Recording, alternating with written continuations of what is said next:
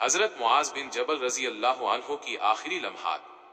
حضرت عمر فیل وقاع کے دور میں جب شام میں وبا پھیلی تو حضرت معاذ بن جیم بے لم نے اسے اللہ کی رحمت اور شہادت کا ذریعہ قرار دیا۔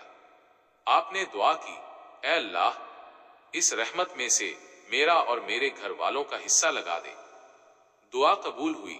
پہلے آپ کے بیٹے عبد الرحمن اور 2 بیویاں اس بیماری سے انتقال کر گئیں۔ بیٹے کی وفات پر باپ بیٹے نے ایک دوسرے کو صبر کی تلقین کی۔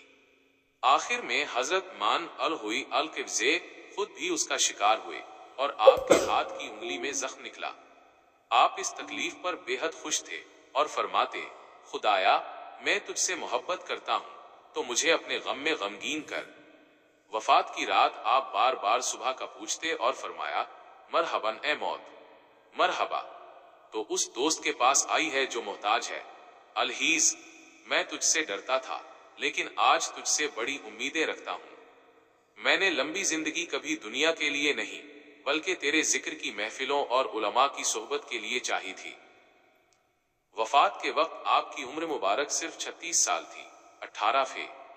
آپ کا قیام بیت المقدس اور دمشق کے درمیان غور کے علاقے میں تھا جہاں آپ کو سپرد خاک کیا گیا۔ حلیہ مبارک، آپ گورے رنگ، روشن چہرے اور گھنگریالے بالوں والے نہایت حسین انسان تھے۔